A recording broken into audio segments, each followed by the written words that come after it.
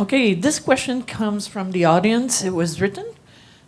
What kind of conversation at work or elsewhere to positively discover neurodiversity or to exchange with curiosity? What kind of conversation can we have at work or elsewhere? So topical conversations to discuss neurodiversity. Thank you for that question. Would anybody? I think just to start to talk about it, that's the first step, actually. It's like I'm pretty sure there's a lot of people that don't know the actual, like they know probably no more than 2 or 3 neurodivergence. So, you know, I think that's a first step, just, you know, as an HR, responsible, actually, you should make sure that the people are aware of what it is, actually, and that they can, and it should be as basic as everything else, you know, that HR have to do. Like it should be part of your onboarding, actually, in a way. Actually, it should be part of your onboarding, of your employee. Voyons, je perds mes mots aujourd'hui. J'ai perdu en français aussi. Le employee handbook, stuff like that. Yeah, exactly. Ouais. So it should be discussed internally. I think that's the first step. That's as basic as this, actually. So what we're doing here.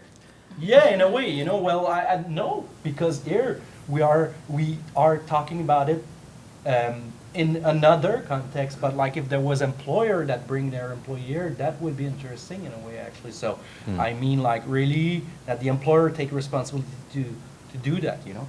Yeah. Thank you, Jean-Philippe. Kelly? Yeah, there's still a lot of room for what I call neurodiversity, or even just disability 101. There's a lot of room for that. There's still a lot of misunderstanding. You know, people hear labels or they hear a mental health label and automatically they jump to the worst case scenario. You know, if you go on Google and you put are artistic people, and you're going to see, do they have empathy? Can they love? Do they have feelings? Like those are the first things that come up, right? Are they serial killers? Are they murdered? But those are the things that come up first. So there's obviously a great misunderstanding of what just autism alone is. Like not even talking about all the other possible things that fit under the neurodiversity umbrella.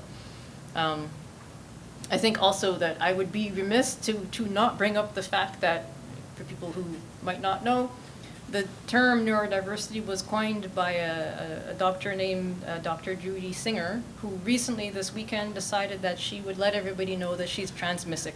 So transmissic is the hatred of trans people. She doubled down on this. She deleted her Twitter account, then she apologized, then she took back the apology, and then she has disappeared. So understanding that term has been created in the last 20 or so years. That term was created by somebody who is obviously lacking a certain amount of intersectionality, which is a shame in the sense that neurodiversity is supposed to cover all brains and all people. But understanding this, we can still take what is good from the concept, and let's not worry too much about the creator.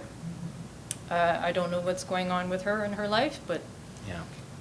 Anyway, it's important to understand that too, just because of the overlap that 70% of let's go the other way. 70% of autistic people are part of the 2S LGBTQ community. It doesn't mean that all of us are. Sometimes people mistake that to say all of us are. That's not the case. There's just a high likelihood. So when we're talking about things like neurodiversity in the workplace, it's important that we understand that we're not dealing with that in isolation. Nobody exists in isolation as a single identity. So understanding that when we are tackling the misunderstandings towards the neurodiversity community, we are also able to bring in elements of 2S LGBTQ community. We're also able to bring in elements of race and how that affects things. So it's not a single issue.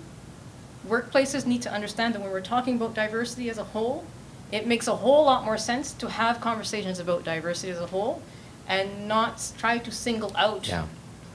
issues here and there, because nobody exists like that. Yeah, and we're not So- static. Yeah. Yeah. Thank you, Kelly.